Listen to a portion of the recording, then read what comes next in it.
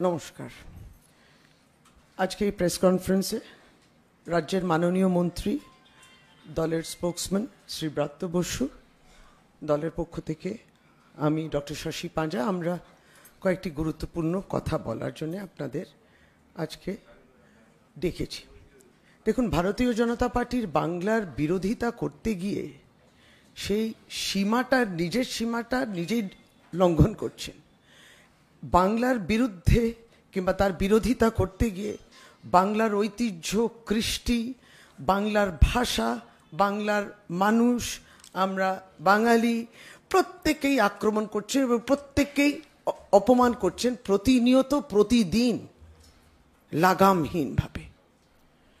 এবং এইটা তাদের পার্টিতে, বাংলা এবং ভারতবর্ষে বিভিন্ন রাজ্যে প্রত্যেকেই সেটাকে অধিকার মনে করে যে বাংলাকে অপমান করা যায়। আপনারা দেখেছেন গতকালকে কর্ণাটকায় যিনি একজন সাংবিধানিক পদে রয়েছেন, সংবিধানের শপথ নিয়েছেন, তিনি বাংলার বিরোধিতা, সেটা বিস্তারিত ব্রাত্য বসু বলবেন। কবিগুরু রবীন্দ্রনাথ ঠাকুর কোন আসনে আমরা তাকে বসিয়েছি? ভগবানের আসনে। এবং আমাদের জাতীয় সঙ্গীত, সেটা আমাদের আবেগ, তিনিও সেটা গাওয়ার কথা। এবং সেই জায়গায় গতকালকে তার এই অবমাননার উক্তি, এই অবমাননা, এই অপমান, বাংলাকে টার্গেট করা, বাংলাকে প্রতিনিয়ত এই ইনসাল্ট করাটা ভারতীয় জনতা পার্টি উদ্দেশ্য প্রণোদিতভাবেই করছে। প্রথমে আপনারা ভাবতে পারেন, আমরা কেউ ভেবেছিল, হয়তো ভারতবর্ষের কেউ ভেবেছেন যে তারা অজ্ঞ, নিরক্ষর। সেইটা পেরিয়ে গেছে। ওরা অজ্ঞ নয়, নিরক্ষরও নয়, উদ্দেশ্য প্রণোদিতভাবে তারা বাংলাকে আক্রমণ করছেন। এবং বাংলার মেরুদণ্ড যাতে ভাঙা যায়, বাংলার ইন্টেলিজেন্সিয়া যাতে ভাঙা যায়, বাংলার কালচার যেটা যারা বোঝেন না, বাংলার বিরোধিতা যারা, তাই জন্যে বাংলার বহিরাগত তাদেরকে বলা হয়। কেন বলা হয়? প্রতিদিন এই উদাহরণটা আমরা পাচ্ছি। আমরা অবশ্যই এটা নিয়ে ব্রাত্য আরও বলবেন। আমরা সত্যি ব্যথিত, কষ্টে আছি, কষ্ট পাচ্ছি, তাই আজকে আপনাদেরকে এই কথাটা বলছি। মাননীয় শ্রী ব্রাত্য বসু আরও বিস্তারিত বলবেন এই বিষয়ে। নমস্কার আপনাদের সবাইকে। না, এটায় আমি একেবারেই বিস্মিত নই, কেননা বিজেপি আমরা বরাবরই জানি বিভাজনের দল। সেই বিভাজন কখনো হিন্দু মুসলমানে তারা লাগাতে চায়, কখনো ব্রাহ্মণ বনাম মতুয়া বা দলিতে তারা লাগাতে চায়, কখনো বাঙালি বনাম অবাঙালিতে লাগাতে চায়। ইদানিং তারা যেটা শুরু করেছে, দুই গ্রেট বাঙালি, বঙ্কিমচন্দ্র চট্টোপাধ্যায় এবং রবীন্দ্রনাথ ঠাকুর, তাদের মধ্যে বিভাজন তৈরি করতে চাইছে। এটাই বটম লাইন। বঙ্কিমের যে ন্যারেটিভ বিজেপির পছন্দ, বঙ্কিমের নিজের লেখাতেই যে সেই ন্যারেটিভের বিরুদ্ধে উত্তর আছে, সেটা নিয়ে একদিন আলোচনা করা যাবে। আমি ডক্টর পাঁজা যেটা বলেছেন সেই প্রসঙ্গে বলি, রবীন্দ্রনাথ ঠাকুরকে বিজেপি বরাবরই পছন্দ করেন না, সেই জন্যেই আমি বিস্মিত নই। বিজেপি একেবারেই পছন্দ করে না। তার তিনটে মূলত কারণ। এক, রবীন্দ্রনাথ নিজে ব্রাহ্মণ বা হিন্দু ছিলেন না, তিনি ছিলেন একজন ব্রাহ্ম ধর্মাবলম্বী। পরবর্তী ক্ষেত্রে সুপ্রিম কোর্ট আমাদের জানিয়েছে যে ব্রাহ্ম ধর্ম হিন্দু ধর্মেরই একটা অঙ্গ, সেটা অন্য কথা। কিন্তু রবীন্দ্রনাথ, বিজেপি কোট আনকোট বলে যাদের হিন্দু বলে দাগিয়ে দিতে চায় একটি বিশেষ শ্রেণীকে, রবীন্দ্রনাথ সেই শ্রেণীতে পড়েন না। দুই, রবীন্দ্রনাথ সবসময় তার গোটা লেখা, গোটা জীবন, গোটা সাহিত্য এবং অন্যান্য কর্মের মধ্যে দিয়ে সবসময় হিন্দু এবং মুসলমান এই যুক্ত ঐক্যের কথা বলে গেছেন, সম্প্রীতির কথা বলে গেছেন। এটাও বিজেপির একেবারে নাপসন্দ। রবীন্দ্রনাথের এই তত্ত্ব তারা একেবারেই তাদের পছন্দ নয়। কেননা আমাদের এই উপমহাদেশে হিন্দু মুসলমান ঐক্য বিজেপির রাজনৈতিক ধারণা বা রাজনৈতিক চিন্তার পরিপন্থী। অথচ রবীন্দ্রনাথ তার গোটা জীবনে এটাই তিনি বলতে বলতে গেছেন। তৃতীয়ত, আসলে যেটা বিজেপির মূল কারণ, যে ভারতের স্বাধীনতা সংগ্রামে যারা ভারতের জাতীয় কংগ্রেস নামক দলের যারা আদি পুরুষ, ধরা যাক মহাত্মা গান্ধী বা শ্রী জওহরলাল নেহেরু, ভারতের প্রথম প্রধানমন্ত্রী, বা শ্রী সুভাষচন্দ্র বসু, তাঁরা রবীন্দ্রনাথকে বিশেষভাবে শ্রদ্ধা করতেন। নেহেরু বা সুভাষ বসু রবীন্দ্রনাথকে নিজের মেন্টার বলে মনে করতেন। এবার কংগ্রেসের সঙ্গে জনসংঘ বা বিজেপি বা আরএসএস এর যা ঝামেলা, তার দায় রবীন্দ্রনাথ নিতে পারেন না। নেহেরু বা সুভাষচন্দ্র বা গান্ধী কাকে শ্রদ্ধা করবেন, সেই কারণে রবীন্দ্রনাথের ওপর চটে থাকা, রবীন্দ্রনাথকে সম্পর্কে খারাপ কথা বলে, যেটা কন্নড় কালকে বিশ্বেশ্বর হেগড়ে কাগেরি সাংসদ যে মন্তব্য করেছেন, এটা একটা ভয়ঙ্কর ব্যাপার। রবীন্দ্রনাথ শুধু বাংলা বা ভারতবর্ষের নয়, রবীন্দ্রনাথ সারা পৃথিবীর। রবীন্দ্রনাথের জন্মশতবর্ষে রবার্ট ফ্রস্ট 1961 সালে রবীন্দ্রনাথকে নিয়ে কবিতা লিখেছেন। ভিক্টোরিয়া কম্প আমরা সবাই জানি, আমি সে প্রসঙ্গে যাব না। এখন এই যে রবীন্দ্রনাথকে দেখতে না পারা, এইটার জন্য তারা একটা নতুন ভাষ্য ফেঁদেছে, যেটা আসলে ব্রিটিশ ভাষ্য। আমি এই ব্যাপারে একটা খুব পরিষ্কার কথা বলে দিতে চাই। যে কথাটা ওরা কালকে বলেছেন, এটা হচ্ছে একটা ইংরেজি মিডিয়ার মিথ্যাচার। 1911 সালের নভেম্বর মাসে পঞ্চম জর্জ, ব্রিটিশ সম্রাট, তিনি ভারতবর্ষের বোম্বেতে আসেন। সেই উপলক্ষে মুম্বাই গেটস, যেটা এখন ভারতবর্ষে একটা একটা একটা খুব মানে দারুণ সৌধ, জানি না বিজেপি সরকার এখন এটা ভেঙে দেবে কিনা, মুম্বাই গেটস, ঠিক ইন্ডিয়া গেট নামে যেটা এখন খ্যাত বোম্বেতে, পঞ্চম জর্জ আসা উপলক্ষে তৈরি হয়েছিল। ডিসেম্বর মাসে পঞ্চম জর্জ কলকাতায় আসেন। 11ই ডিসেম্বর রবীন্দ্রনাথ জনগণমন, একটি ব্রাহ্মস্তোত্র, সেই লেখাটা সম্পন্ন করেন। 27 ডিসেম্বর কলকাতায় ভারতের জাতীয় কংগ্রেসের প্রথম যে অধিবেশন হয়, ভারতের জাতীয় কংগ্রেসের কলকাতার যে অধিবেশন, সেখানে এই গানটি প্রথম গাওয়া হয়।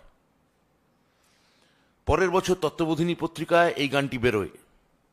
ওই সময় একটা ব্রিটিশ মিডিয়া তারা লেখে যে পঞ্চম জর্জ আসা উপলক্ষে রবীন্দ্রনাথ নাকি এটা লিখেছেন। রবীন্দ্রনাথ কোথাও কথা স্বীকার করেননি, রবীন্দ্রনাথ কথা বলেননি।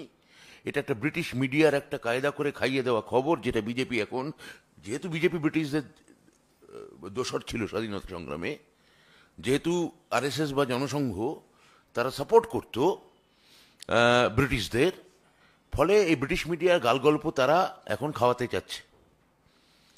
রবীন্দ্রনাথের 1905 সালে কার্জন বিরোধী বা বঙ্গভঙ্গ বিরোধী, যদি বাংলার মাটি বাংলার জল গানটি রচনা দেখি বা রাস্তায় নেমে আসা দেখি, 1919 সালে রবীন্দ্রনাথ জালিয়ানওয়ালা বাগ ঘটনার পরিপ্রেক্ষিতে নাইটহুড যদি ত্যাগ আমরা দেখি, তাহলে বুঝবো যে 1911 সালে রবীন্দ্রনাথ কখনো পঞ্চম জর্জের আসা উপলক্ষে এই গান তিনি রচনা করেননি। এটি একটি পিওর, এটি একটি ব্রাহ্ম সঙ্গীত। ফলে রবীন্দ্রনাথের নামে এই মিথ্যাচার বিজেপি দীর্ঘদিন ধরে চালিয়ে আসছে। পরে ব্রিটিশ মিডিয়াও জানিয়েছিল যে এই খবরটি তাদের যে ছাপিয়েছে তারা, এটা ঠিক নয়। রবীন্দ্রনাথের গোটা জীবনের কর্মকাণ্ড যদি আমরা দেখি, তিনি বরাবর সাম্রাজ্যবাদ এবং ব্রিটিশ বিরোধী একটা অবস্থান রেখে গেছেন। তার পক্ষে পঞ্চম জর্জের আসা উপলক্ষে এই ব্রিটিশ মিডিয়ার খাইয়ে দেওয়া খবর তৎকালীন, এটা বিজেপি বিশ্বাস করতে পারে, গোটা পৃথিবী বিশ্বাস করে না। এবং তার জন্যে যেভাবে কালকে রবীন্দ্রনাথকে অপমান করেছে, আমরা তার জন্য ধিক্কার জানাই, আমরা তার নিন্দা জানাই। আবার বলি, 11 ডিসেম্বর এই গান রচনা হয়েছিল, 27 ডিসেম্বর এই গান প্রথম গাওয়া হয়। এই গানের সঙ্গে পঞ্চম জর্জের আসা বা যাওয়ার কোনো সম্পর্ক নেই। যেমন এই পুজোর সময় আমরা দেখতে পাবো যে মাননীয় মুখ্যমন্ত্রী কিছু গান তিনি রিলিজ করেছেন, আবার সেই সময় দেশের মাননীয় স্বরাষ্ট্রমন্ত্রী তিনি পুজোয় কলকাতা উদ্বোধন করতে এসেছিলেন। কিন্তু সে দুটো কাকতালীয়।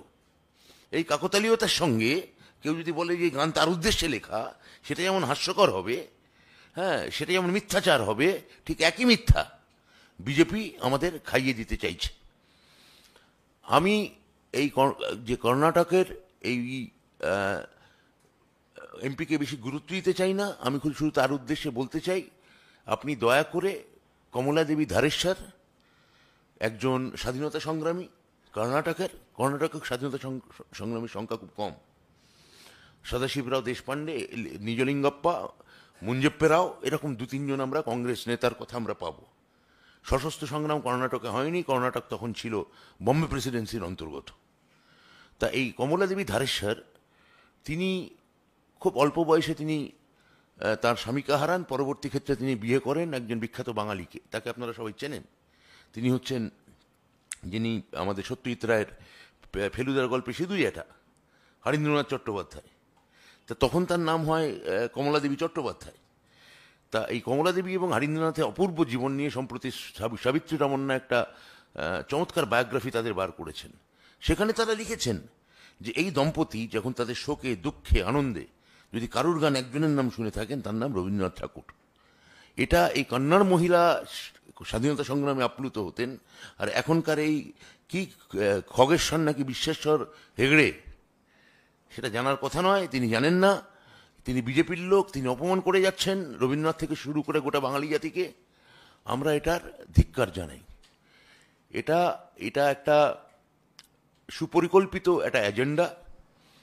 ইদানিংকালে যে বন্দে মাতরমের সঙ্গে জনগণমনের যে লাগিয়ে দেওয়ার চেষ্টা হচ্ছে, যে বিভাজন করার চেষ্টা করা হচ্ছে, এটা তারই একটা এই এজেন্ডার এটা একটা সুদূর প্রসারী একটা কৌশল, যে রবীন্দ্রনাথকে ছোট করো, রবীন্দ্রনাথকে ছোট করো, রবীন্দ্রনাথকে ছোট করো। এইটা বাঙালি বা বাংলা মানবে কিনা সেটা বাঙালির ব্যাপার। আমরা মানব না, আমরা মানছি না। আমার ধারণা গোটা জাতি এটা এই বঙ্কিমচন্দ্রের সঙ্গে রবীন্দ্রনাথের যে লাগিয়ে দেওয়ার এই 2 গ্রেট বাঙালির মধ্যে, এটা এই ধারণার বাঙালি এর প্রতিবাদ করবে, এইটুকু আমার বক্তব্য।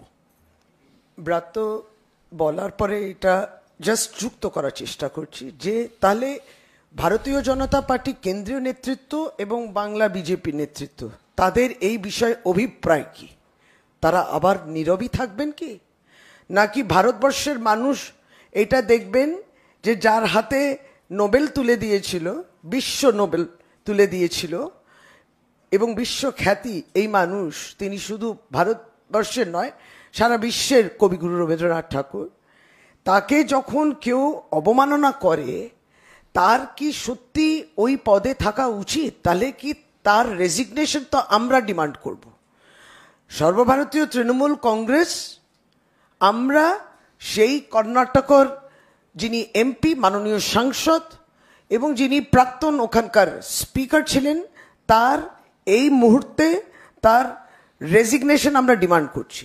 কিন্তু তার সঙ্গে এটাও যুক্ত করছি যে ভারতীয় জনতা পার্টি এটাকে কি দেশবিরোধী কথা মনে করে না? জাতীয় সঙ্গীতকে আপনি অবমাননা করলেন, তাহলে উনি অ্যান্টি ন্যাশনাল নয়? আর আমরা যখন প্রশ্ন করি, আমরা হয়ে যায় দেশ বিরোধী। ফলে বিজেপিকে তাড়াতাড়ি আপনারা অ্যাকশন দেখান যে গুরুদেবকে যে অপমান করা হয়েছে, আপনারা এই বিষয় নিয়ে কিছু বলবেন, নাহলে ভারতবর্ষ এবং বাংলার মানুষ চিনে নিয়েছে বিজেপিকে, তারাও বুঝবেন। তাহলে গুরুদেবকেও যারা অপমান করেন, সেখানে বিজেপি এই সামগ্রিক এই বিজেপি পরিবার এইটাকে সমর্থন করছে না, এবং এর সঙ্গে বিজেপি কখনোই অপমান করে ক্ষমা চাইবে না। তার উদাহরণ আমরা দেখেছি, যখন বিজেপির জন্ম, রবীন্দ্রনাথের জন্ম বিজেপির প্রধানমন্ত্রী বলেছিলেন। বোলপুরে যখন বঙ্কিমের ছবি বিজেপির প্রাক্তন রাজ্য সভাপতি পায়ের তলায় রেখে মিটিং করেছিলেন। যখন বিশ্বভারতীতে যখন ইউনেস্কোর যে ফলকটি বসানো হয়, সেখানে প্রধানমন্ত্রীর নাম ছিল এবং বিশ্বভারতীর উপাচার্যের নাম ছিল, কিন্তু বিশ্বভারতীর প্রতিষ্ঠাতা রবীন্দ্রনাথের নাম সেখানে কেটে দেওয়া হয়েছিল। রবীন্দ্রনাথকে একজন বিজেপি সাংসদ বলেছিলেন গায়ের রং কালো, সেই জন্য তার পরিবারের লোক তাকে কোলে নিত না। এই যে রবীন্দ্রনাথকে অপমান করার একটা ধারাবাহিক যে বিজেপির যে চেষ্টা, এটা তারই একটা পরম্পরা হিসেবে দেখতে হবে। এবং আমরা বলে যাব যে বিজেপি ক্ষমা চাক, কিন্তু বিজেপি ক্ষমা চাইবে না। তাদের যেটা কাজ, তারা রবীন্দ্রনাথকে অপমান করা, বঙ্কিমকে অপমান করা, বা বিদ্যাসাগরের মূর্তি ভেঙে দেওয়া, এই যে বাঙালি মনীষার যে পরম্পরা, তারা নিশ্চয়ই সেটা চালিয়ে যাবে। তাদের সেটাই করা উচিত, তারা সেটাই করবে। এবং আমরা বাঙালি জাতি এর প্রতিবাদ করবে, প্রতিবাদ করছে, আগামী দিনেও করবে। আমরা পরের ধাপে যাব, তারপরে আপনারা প্রশ্ন করবেন। পরের ধাপে প্রথমত কয়েকটি অত্যন্ত সাধারণ মানুষের নাম, কিন্তু কোন সূত্রে তাদেরকে বেঁধেছি সেটাও অনেক দুঃখের বিষয়, সেটা বলবো। একটা ভিডিও দেখবেন আপনারা, আর তারপর একটি চিঠি দেখাবো। তাহলে কি, এটা হচ্ছে দামান মাহাতো, বেলপাহাড়ির একজন মানুষ, সাধারণ মানুষ। একজন দোকানদার তারক সাহা, মুর্শিদাবাদ বহরমপুরের। একজন ভাঙড়ের সাধারণ মানুষ শফিকুল গাজী, সে। আরও নাম আসছে উলুবেড়িয়া থেকে। তারপর একজন 65 বছরের ইসরায়েল মোল্লা, শ্যামনগর। আরেকটি নাম মোহন শেখ কাদি, মুর্শিদাবাদ। উলুবেড়িয়ার জাহির মাল, সে সাধারণ একজন মানুষ, একটা গ্রামে থাকেন। শেখ সিরাজউদ্দিন, পূর্ব মেদিনীপুরে রামনগরের। ডাঙ্কুনিতে থাকেন হাসিনা বেগম, থাকতেন। বিমল সাঁতরা, জামালপুরে, পূর্ব বর্ধমান। আশা করি নামগুলো মনে রাখবেন, কারণ মনে রাখতেই হবে কাকলি সরকারকেও, টিটাগড়ের মহিলা। মনে রাখতে হবে ক্ষিতীশ মজুমদারকেও, পশ্চিম মেদিনীপুরের। মনে রাখতে হবে খৈরুল শেখ, দিনহাটা, কোচবিহারে। প্রদীপ কর, পানিহাটি। কিছু মানুষ, অতি সাধারণ মানুষ, ভারতবর্ষের নাগরিক, সৌগৌরবে থাকতেন, তারা আজকে আমাদের মধ্যে নেই। এই বলাকালীন আরও 3-4টে মৃত্যুর খবর আসছে। কোথায় এই SIR এর জন্যে আতঙ্কে, ভয়েতে, সব তথ্য থাকা সত্ত্বেও তাদের মধ্যে যে ভয় সঞ্চার করেছে ভারতীয় জনতা পার্টি ইলেকশন কমিশনের নির্দেশ তারপরে এই দায়িত্বটা কে নেবে? পরপর মৃত্যু। আমরা একটা ভিডিও দেখাবো, যিনি ইলেকশন কমিশন, জাতীয় ইলেকশন কমিশন, তার যিনি চিফ, তার কিছু বক্তব্য। প্রথমত আপনারা সকলেই জানেন, একটা ভয়, ভীতি, প্যানিক সঞ্চার। আমরা তো মাঠে ময়দানে থাকি, যারা তৈরি করেছেন এই ভয়টা, তারা মাঠে ময়দানে থাকে না, ওই রাজনৈতিক দলও থাকে না। কিন্তু আমরা তো দেখছি যে কত মানুষ ভয় পেয়েছেন, কিছু জনের মৃত্যু হয়েছে। এই মৃত্যু হয়েছে SIR এর জন্যে মৃত্যু হয়েছে।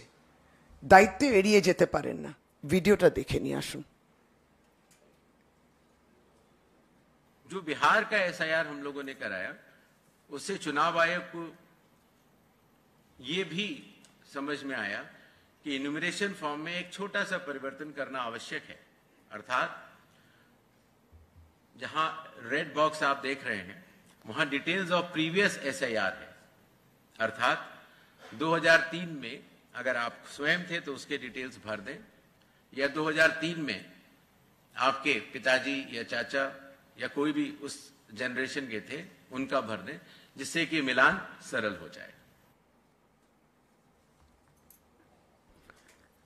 আরো বিভ্রান্তি।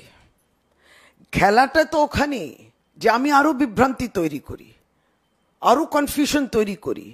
সময়ে যেটা 1 মাস দিয়েছে, হুড়োহুড়ি করে SIR করতে হবে, অনেকগুলো নাম বাদ দিতে হবে, মানুষ বিভ্রান্তির সঙ্গে একটা যুদ্ধ করতে থাকুক। ডেডলাইন পেরিয়ে যাবে 4 ডিসেম্বর, খসড়ার তালিকা বেরোবে 9 ডিসেম্বর।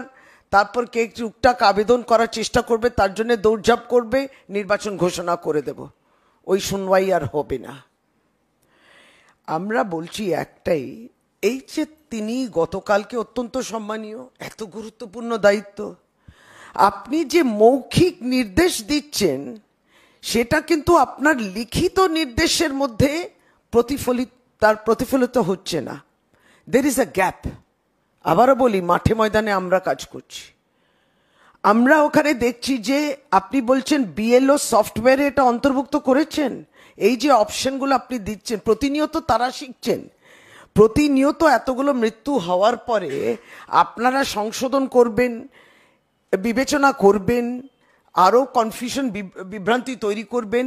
কিন্তু আসলে যারা BLOরা কাজ করছেন, তারা কি এই সফটওয়্যারের মধ্যে এই অপশনগুলো পাচ্ছেন না। আমরা জানতে, আমাদের বললো, সকলকে বললো 2002-তে দেখুন, আপনি আপনার বাবা লিখবেন, কিংবা আপনার বাবার দিকে যে দাদু, এই সমস্ত লিখবেন। এখন কালকে কি মনে হলো চাচা, এই যে যা বলে যাচ্ছেন তাতে আরো কনফিউশন হচ্ছে, এবং সত্যি আপনাদের যে মেশিনারি আছে তাদেরকে কিন্তু ঠিকভাবে আপনারা বলছেন না এবং সফটওয়্যারে অন্তর্ভুক্ত করছেন না। সে তো অসহায় অবস্থায় ওখানে দাঁড়িয়ে রয়েছেন। যারা বিএলওরা যখন এই প্রশ্ন করা হবে তাদেরকে এবং অন্তর্ভুক্ত করার চেষ্টা করো, আমি ওই অপশন নেওয়ার চেষ্টা করব, ডাউনলোড করলে অপশনটা নেই।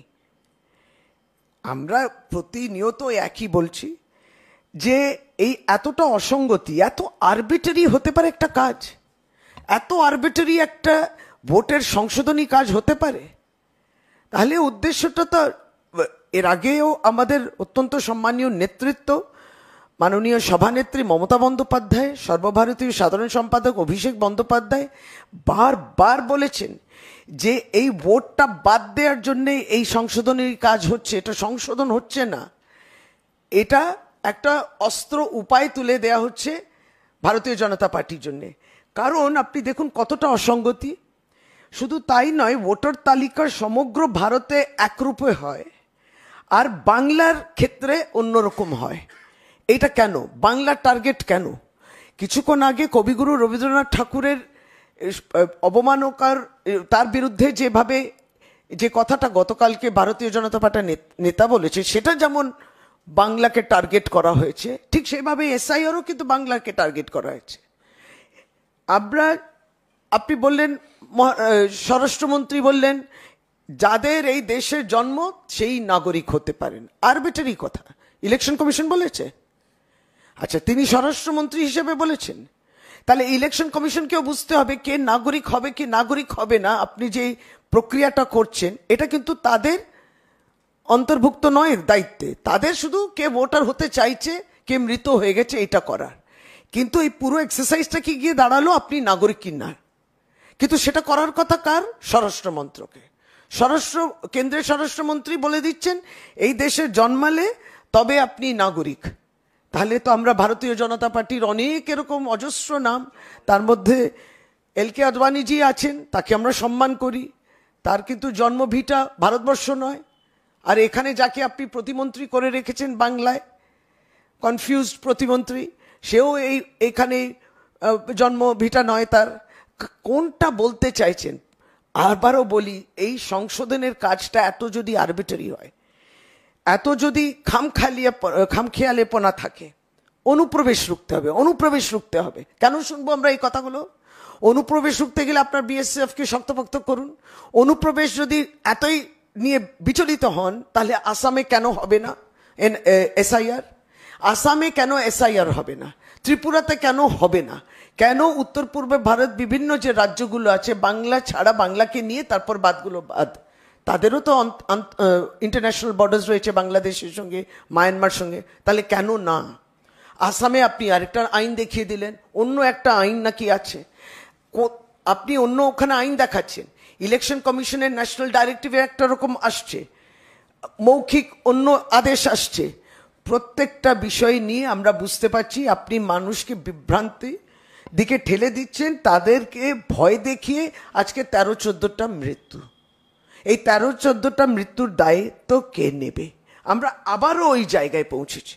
সেই মর্মে একটি অত্যন্ত রেসপন্সিবল দায়িত্ব নিয়ে আমরা যখন কাজ করি সর্বভারতীয় তৃণমূল কংগ্রেস, তখন এই চিঠিটা গতকালকে, এই চিঠিটা ইলেকশন কমিশনের কাছে গেছে, গুরুত্বপূর্ণ চিঠি, এবং অথরাইজ সিগনেটারি আমাদের এআইটিসির পক্ষ থেকে, যে আমরা চাই যে আপনি অফিসিয়াল ইনস্ট্রাকশন একটা বিএলওকে দেবেন, দিয়ে তো বিএলও সফটওয়্যারটা আপনারা আপডেট করুন, নাহলে বিভ্রান্তি চলতে থাকবে, নাম বাদ দিতেই থাকবে, মৃত্যু হতেই থাকবে, মানুষ ভয় পেতে থাকবেন।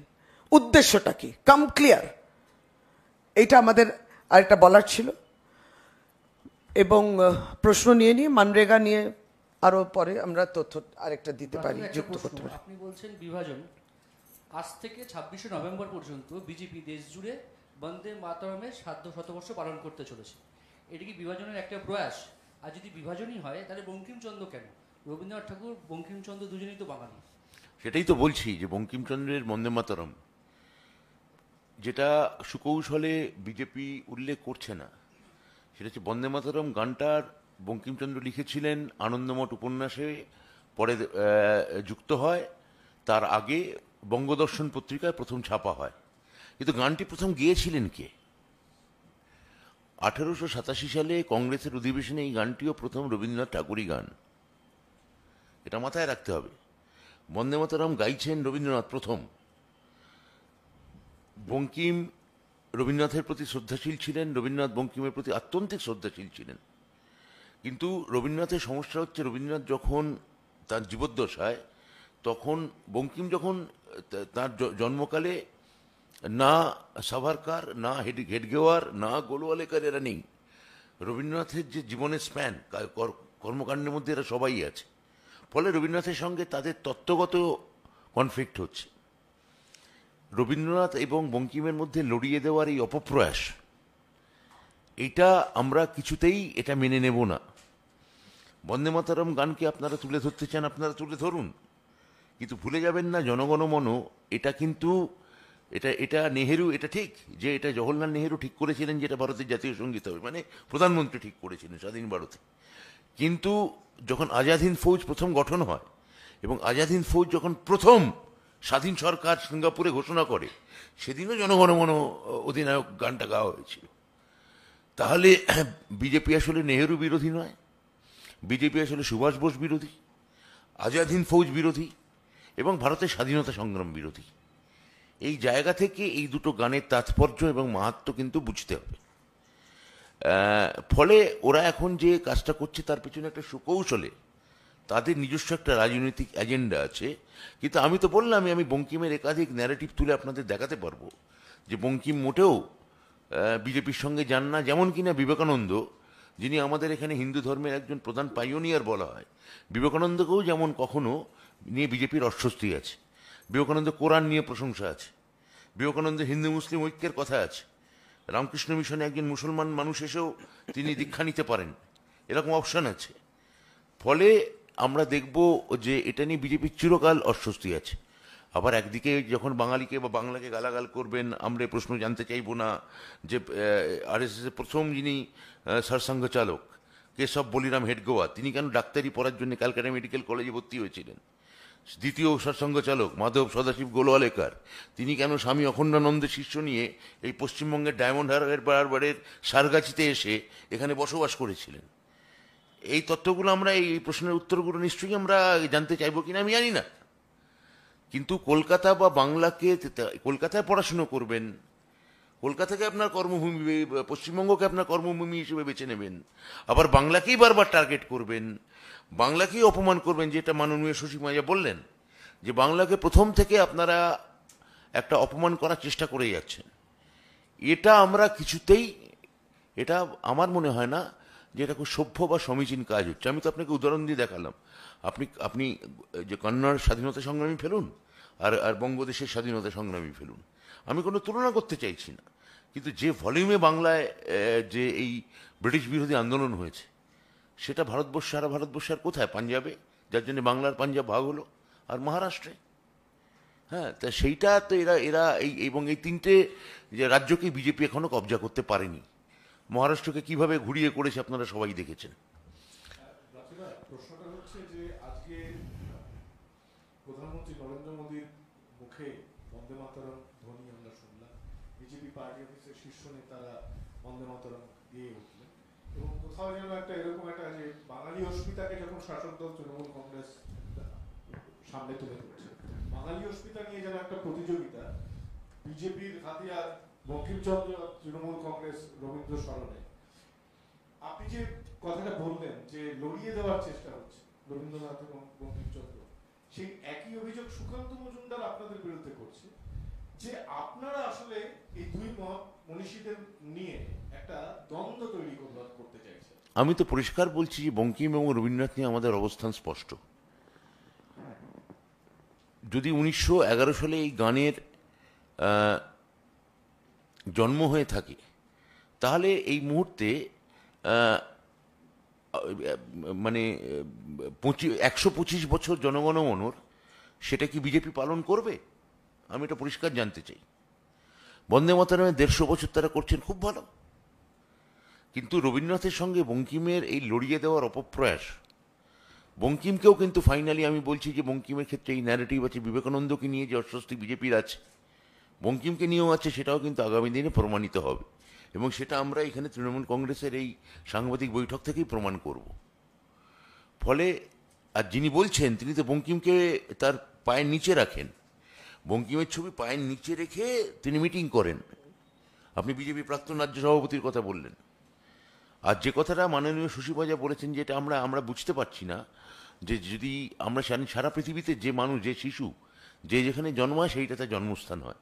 আপনাদেরও নিশ্চয়ই এরকম দম্পতি আছেন, আপনারা জানেন যে আপনাদের পরিচিত আমেরিকায় গেছেন, তাদের হয়তো ওখানকার নাগরিকত্ব নেই, কিন্তু তাদের বাচ্চাটি ওখানে জন্মেছে, হ্যাঁ, তার নাগরিকত্ব সঙ্গে সঙ্গে সেই দেশ দিয়ে দেয়।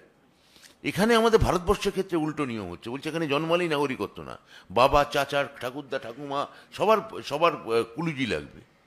এ তো একটা আশ্চর্যের ব্যাপার। মানে সেইটা যদি হিসেব করেন, মাননীয় পাঁজা যেটা বললেন, যে তাহলে তো দেশের প্রাক্তন স্বরাষ্ট্রমন্ত্রী মাননীয় লালকৃষ্ণ আদবানি তার জন্মস্থান হচ্ছে করাচিতে, আবার পাকিস্তানের যিনি প্রেসিডেন্ট ছিলেন পারভেজ মুশারফ, তার জন্ম হচ্ছে দিল্লিতে।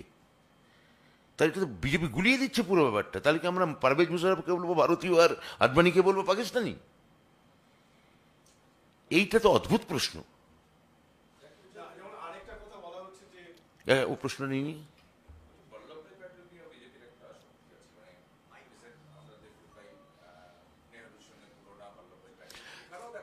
বল্লভভাই প্যাটেল সম্পূর্ণভাবে সেকুলার পার্সন ছিলেন।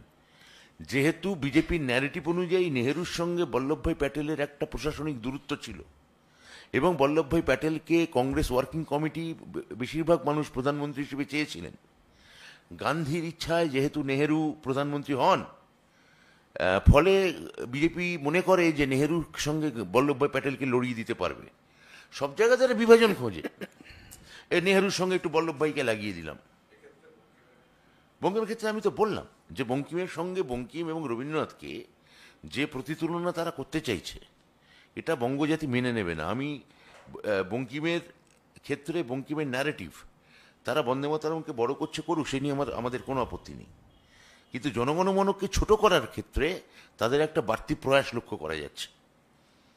অথচ নেহেরু কিন্তু স্বাধীন ভারতবর্ষে প্রথমটিকে জাতীয় সঙ্গীত এবং দ্বিতীয়টিকে কিন্তু স্তোত্র সঙ্গীত হিসেবে একই সঙ্গে মর্যাদা দিয়েছিলেন। রাজ্য সঙ্গীত গাইবার ব্যাপারে যে শিক্ষা দপ্তরের যে বিবৃতিটি এসেছে, সেটা নিয়েও অনেকে বলছেন যে জনগণ মন অধিনায়ক এই গানটি তো আছে, আরেকটি গানকে কেন ওইভাবে, কারণ বিভিন্ন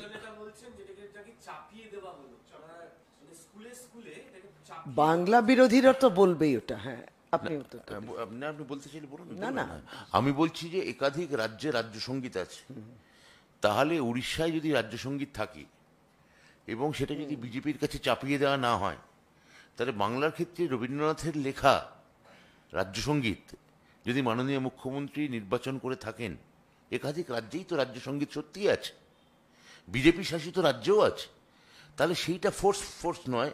রবীন্দ্রনাথের নাম শুনলেই তাদের মনে হচ্ছে এটা ফোর্সফুলি চাপিয়ে দেওয়া হচ্ছে। রবীন্দ্রনাথকে নিয়ে এই আপত্তি কেন? আমি তো বলছি কেননা তিনি হিন্দু মুসলমানের ঐক্যের একজন অগ্রদূত ছিলেন বলে। আর কংগ্রেসের লোকেরা, মানে ভারতের জাতীয় কংগ্রেসের আদি পুরুষরা, তারা রবীন্দ্রনাথকে কেন শ্রদ্ধা করতেন সেটা তারাই বলতে পারবেন, আমরা কেন বলবো? সারা পৃথিবী রবীন্দ্রনাথকে শ্রদ্ধা করত, আমি তো বলেছি। I have two questions. One is, what is your point on হ্যাঁ, তাড়াতাড়ি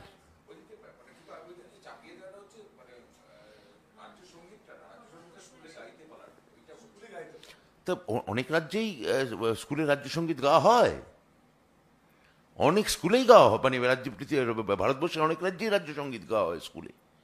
তা বাংলার ক্ষেত্রে আপত্তি কেন? বাংলাকে কোণঠাসা করার চেষ্টা কেন? রবীন্দ্রনাথের নাম শুনলেই হা হা করে উঠে ওটা কেন? রবীন্দ্রনাথের লেখা শুনলেই আপত্তি করা কেন? এইটা আমি বুঝতে পারছি না। রবীন্দ্রনাথের পূর্বপুরুষরা, হ্যাঁ বলো, পিরালি হিন্দু ছিলেন বলে জানি না।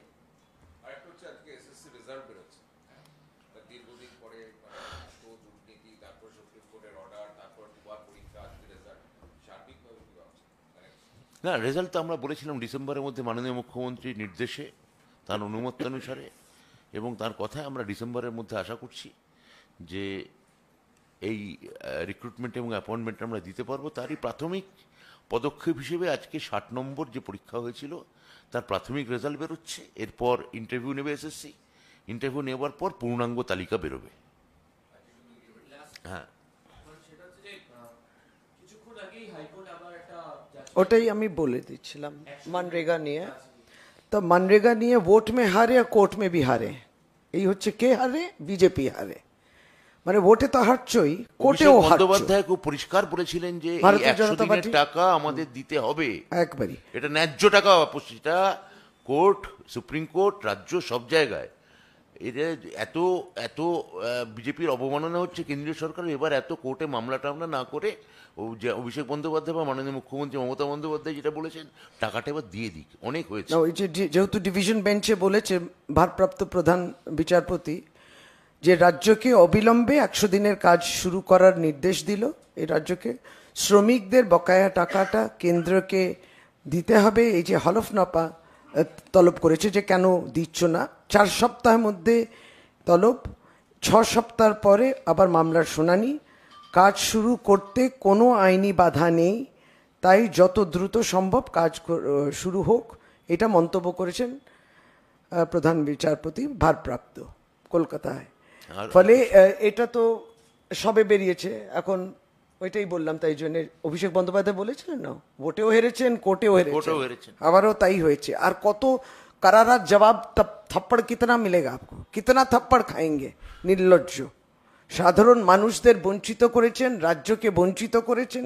আর কত নির্দেশ দরকার, চোখে আঙুল দিয়ে দেখিয়ে দিচ্ছে আপনারা ভুল করেছেন। কেন্দ্রীয় সরকার, ভারতীয় জনতা পার্টি ফোন করে বলেছেন 100 দিনে কাজ টাকা বন্ধ করে দাও বাংলায়, ভুল করেছেন, চোখে আঙ্গুল দিয়ে দেখিয়ে দিচ্ছে। আর মানুষও সেটা প্রতিবাদ করেছে, কিন্তু তারা কিন্তু গাজোয়ারি করছে। আর কিছু প্রশ্ন, আর কোনো প্রশ্ন আছে? প্লিজ এবার আমি একটু করে নিই। There are 2 questions. Number 1, what is your point on Hegde? Do you demand his resignation and why? And second is, when the entire country is celebrating 150 years of Vande Mataram from the governments also, why the BJP is saying that the Trinamool Congress government is not celebrating because they want to appease one group of community? No, I think, as I said earlier, that BJP wants to division not only the religion or on the caste or the creed. Now they are trying to make division between Tagore and Bankim Chandra, the 2 great Bengalis. So Jana Gana Mana was written in 1911, written by Rabindranath Tagore, and in 18th century Bankim has written, and he put his song in Anandamot novel in 1882, I think. But before on 1875, the song was written in Bongo Darshan. So they think that they can champion Bankim and they can decline or they can insult Rabindranath. But the 2 are Bengalis. Bankim respect Tagore. Tagore also respects immensely Bankim. So there is no question of division which BJP is trying to do, and I firmly believe that Visheshwar Kagri, which Dr. Panja said, that we demand his resignation because he was trying to insult not particular a person but an era, the great Renaissance of Bengal. So they have no idea about the Bengali pride, Bengali glory. So we demand the resignation. And why government is not celebrating 150 years of Vande Mataram like the entire country is celebrating? You see, BJP should not ask any questions on this. Who said? Who said? Who said? Who said? No. No. Honorable Chief Minister has created one has committee formed in a celebration committee the last already. committee for 150 Absolutely. years of Vande Mataram. And Mamata Banerjee has a deep and great respect for Bankim. We've done this Every press year also. we have created Bankim Bhavan, West Bengal government in Noihati. A celebration committee has been formed. And in his birthday we're giving floral tribute to Bankim. And Honorable Chief Minister has given a sufficient fund in Bankim Bhavan. So and particularly in Anandamot, she has created one committee to celebrate it. So, as usual, the BJP is misinformed, illiterate, and misinformed concept about nationalism, and the insult to Gurudev Rabindranath Tagore, who we worship as God. He does not only belong to Bengal, he does not only belong to India, he belongs to the entire world. So, the deliberate insult, this is a deliberate insult. It's not that they are not knowledgeable about him. The idea is to target Bengal. Target Bengal's culture, target Bengal's icons, target Bengal's heritage, try to break the backbone of Bengal, target the people of Bengal, economic onslaught, social onslaught, try to attack the culture, and information, spread misinformation, spread a wrong narrative about Kavi Guru Rabindranath Tagore or the national anthem. So our question is this, that is BJP going to ask that MP to resign or not? Come clear, BJP, what is your central leadership saying and the state leadership saying about this issue? Why are you quiet? Why are you quiet? Because you are against Bengal. Bengal ke viruddh hain aap. Anti-Bengal, anti-Bengal. You are anti-national. সারাক্ষণ হিন্দু হিন্দু করতে গিয়ে যেটা হয়েছে সেটা হচ্ছে যে এই দলিতদের বাদ দিয়েছে, মুসলমানদের বাদ দিয়েছে, আদিবাসীদের বাদ দিয়েছে, বাঙালিদের বাদ দিয়েছে, এখন রবীন্দ্রনাথকেও বাদ দিতে চাইছে। এই যে খণ্ডিত সংকীর্ণ হিন্দুত্বের যে ধারণা, এইটা এই যে ব্রাহ্মণ্যবাদী যে ধারণা, এই যে আমি এই কিছুদিন আগে বাজপেয়ীকে লেখা একটা চমৎকার দ্য বিলিভার্স ডায়লেমা নামে দুখণ্ডে বই, বাজপেয়ীর একটা সুন্দর বায়োগ্রাফি বেরিয়েছে।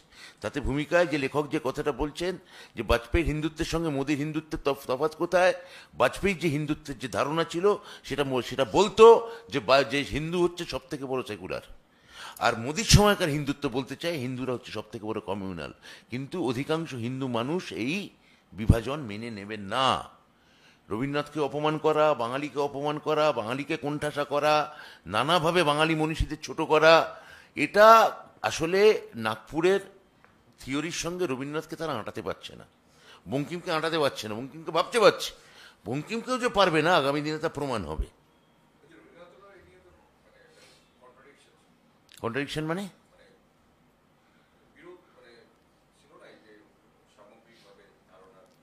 না, আমি তো আপনাকে বললাম যে রবীন্দ্রনাথের, আপনি যদি 1905 সালে রবীন্দ্রনাথের ব্রিটিশ বিরোধী ভূমিকা দেখেন, 1919 সালে যে ব্রিটিশ বিরোধী ভূমিকা দেখেন, তাহলে রবীন্দ্রনাথের ক্ষেত্রে বোঝাই যাচ্ছে যে 11 সালে ওই গান রবীন্দ্রনাথ যে লিখেছিলেন তা কখনোই পঞ্চম জর্জের নয়। আর রবীন্দ্রনাথের কন্ট্রাডিকশন ছিল কি ছিল না সেই নিয়ে একটা একদিন আমরা আলাদাভাবে কথা বলতে পারি, কিন্তু বিজেপি বা আরএসএস এর কোনো কন্ট্রাডিকশন নেই। তারা যে খুব পরিষ্কার বিষয় রাত্রকে বলছি যে কারা এই উক্তি করছেন, কিছু রাজনৈতিক মানুষ। আপনারা কি এটা কোনো এক্সপার্টস যারা এইটা নিয়ে মূল্যায়ন করেন, লেখাপড়া করেন, যারা এটা নিয়ে রিসার্চ করেন, তারা বলবেন, তর্ক হবে, ওখানে আলোচনা হবে। কারা বলছেন? রাজনৈতিক নেতারা বলছেন, তাদের উদ্দেশ্যটাই এটা। সুতরাং তাদের ভারতীয় জনতা পার্টি ভারতবর্ষের ইতিহাস পাল্টাতে চায়, তাদের মতো লিখতে চায়, তাদের মতো মনীষীদের তারা ইনসাল্ট করতে চায়। সেখানে নিশ্চয়ই বাংলা ওই লাইনে আছে টার্গেটে, এটা পরিষ্কার। উনি কে? উনি এক্সপার্ট। উনি কেন রবীন্দ্রনাথ নিয়ে বলবেন? প্রশ্নটা এখানে। তাই জন্য ভারতীয় জনতা পার্টিকে জবাব দিতে হবে। আপনার কারা, কেন বলবেন এটা নিয়ে? এই বিষয়ে আপনি কি বিশেষ ডিগ্রি উপার্জন করেছেন?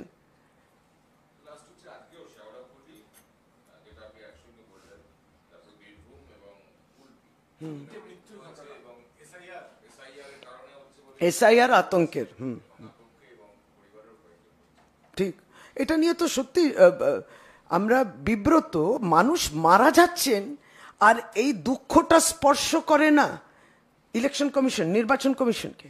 আপনারা পরিষ্কারভাবে এই জলঘোলাটা না করে পরিষ্কার করেন না কেন? আর কেন সময় নিয়ে এসআইআর হয়নি কেন? আপনার হুড়োহুড়ি করে 1 মাসের মধ্যে আপনাকে এসআইআর এই কাজটা করতে হবে কেন? আপনারা এসআইআর 2024-এর লোকসভা নির্বাচন আগে করেননি কেন? এসআইআর 2002 যখন হয় 2 বছর সময় নিয়েছিলেন, এখন কেন 1 মাসের মধ্যে এই কাজটা হবে, তারপর 1 মাসের মধ্যে ওই হিয়ারিং ইত্যাদি সমস্ত কেন, তাড়াহুড়ো কেন? এই হুড়োহুড়ি করতে গিয়ে মানুষ সমস্তটা বুঝতে পারছেন না, আর আপনাদের অশুভ উদ্দেশ্যটাও বুঝতে পেরেছে। এটা তো পরিষ্কার হয়ে গেছে, ভারতীয় জনতা পার্টি খেলছে এর পিছনে। সেটা বিহারের এসআইআর করার পরেই হোক না কেন, আসামে এসআইআর না করার মধ্যেও তো হোক না কেন, অনুপ্রবেশকে আপনারা রুখতেই চাইছেন না। আপনি ভারতীয় জনতা পার্টিকে জেতানোর একটা প্রয়াস নিচ্ছেন, এটা তো পরিষ্কার হয়ে গেছে। কিন্তু তাতে সাধারণ মানুষের কি দোষ বলুন তো? আর আজকে জনসাধারণ প্রশ্নের মুখে মানে এটা লক্ষ্য করতে হবে, যে তালিকা ডক্টর পাঁজা দিলেন প্রতিটি নাম হিন্দু নাম। তাহলে আপনারা বলেছিলেন যে হিন্দু যারা আসবেন তারা শরণার্থী, আর তার সে আর মুসলমান হলে অনুপ্রবেশকারী। তা যারা আপনার শরণ নিল, যারা শরণার্থী হতে চাইলো, তারা হঠাৎ কেউ কীটনাশক খেয়ে ফেলছেন, কেউ গলায় দড়ি দিচ্ছেন, কেউ অবসাদে মারা যাচ্ছেন। তাহলে হিন্দু এবং মতুয়া ধর্মাবলম্বী যারা, তাদের প্রতি এই আক্রোশ কেন? তাদের বেশি করে মারা যেতে হচ্ছে কেন? তাহলে কি এটা যে ব্রাহ্মণ্যবাদী, পেশোয়া ব্রাহ্মণ্যবাদী যে দল, তারা কি আজকে গোটা বাংলা বা বাঙালিকে এসআইআর এর নামে মৃত্যুমুখে ঠেলে দিতে চায়? সমস্ত হিন্দু নাম কেন দেখতে পাচ্ছি, আর অনুসূচিত বর্গের নাম দেখতে পাচ্ছে কেন? এই দমন মাহাতোর নাম বললেন ডক্টর পাঁজা। মাহাতো মানে বুঝতেই পাচ্ছেন যে পুরুলিয়ার একটি বিশেষ শ্রেণীকে তিনি রিপ্রেজেন্ট করেন। তা তাদের কেন মরতে হচ্ছে? আমি এই সেম কনটেক্সটে একটা কোশ্চেন জিজ্ঞেস করব, যেটা হচ্ছে এই যে এতগুলো মানুষ যারা মারা যাচ্ছে, এটা খুবই আনফরচুনেট, কিন্তু আপনারা এটার জন্য কি সচেতন বার্তা বা এই মিসইনফরমেশনটা কিভাবে কাউন্টার করবেন? দেখুন, এটা থেকে আমরা আমাদের নেত্রী মমতা বন্দ্যোপাধ্যায় মিছিল করেছেন। তিনি সেন্ট্রাল অ্যাভিনিউ থেকে পরিষ্কার জানিয়েছেন যে এখানে মানুষের ভয় পাওয়ার কোনো কারণ নেই। গতকাল তিনি বলেছেন সব মানুষ এসআইআর এর ফর্ম ফিল আপ করবো, তা করা হবে, তারপর আমি করব। অভিষেক বন্দ্যোপাধ্যায় আমাদের নেতা দলগতভাবে এটা একটা মিটিং করেছেন, সমস্ত বিএলএ 2দের নিয়ে আমাদের রাজ্যের প্রতিটি কোণায়, প্রতিটি জেলায় সেখানে সচেতনতা বৃদ্ধি করা হয়েছে। আমরা আমাদের নেতা বা নেত্রীর পুনরাবৃত্তি করে, প্রতিধ্বনি করে বলতে পারি আপনারা ভয় পাবেন না। কিন্তু দেখুন, আতঙ্ক এমন একটা জিনিস, তা সংক্রামিত। এই যে ভয় ছড়িয়ে দিচ্ছে, এই যে ফিয়ার সাইকোসিস, এই যে মানুষকে ভয় পাইয়ে দাও, আতঙ্কগ্রস্ত করো এবং মানুষকে এমন একটা জায়গায় নিয়ে যাও মানুষ অবসাদে আত্মহত্যা করতে বাধ্য হয়, এইটা বিজেপি যে করছে, এটা একটা নির্দিষ্ট উদ্দেশ্য নিয়ে করছে। কিন্তু আমরা এখানে দাঁড়িয়ে আমাদের দল, আমরা প্রত্যেকটি পাড়ায় ক্যাম্প করেছি এবং সেই ক্যাম্প থেকে আমরা বলছি যে আপনাদের যদি কোথাও নির্বাচন কমিশনের কাজে আপনাদের মনে হয় গণ্ডগোল আছে, গোলযোগ আছে, আপনারা আসুন, আপনাদের নাম তোলার দায়িত্ব, বা আপনার যদি বৈধ হন, আপনার নাম তোলার দায়িত্ব আমাদের পার্টির। বলছি, আপনাদের দলের সর্বভারতীয় সাধারণ সম্পাদক অভিষেক বন্দ্যোপাধ্যায় আজকে জন্মদিনে তিনি তার কেন্দ্রের জন্য আজকে আবার সেবাশ্রয় ঘোষণা করেছেন, একটা বিশাল কর্মযজ্ঞ। এত ব্যস্ততার মধ্যে কি বলবেন? সেটাই আন্দোলন চলছে, সামনে ভোট রয়েছে, সেবার মধ্যে দিয়ে তার জন্মদিন পালন, এটা তো এত সুন্দর একটা বার্তা, একটা সকলের জন্যে। আমরা নিশ্চয়ই তাকে শুভকামনা জানাই, দীর্ঘজীবী হোক, সুস্থ আয়ু নিয়ে বেঁচে থাকুক। তার আজকের এই সেবাশ্রয় ঘোষণা একটাই, মোর নাম এই বলে খ্যাত হোক, আমি তোমাদেরই লোক।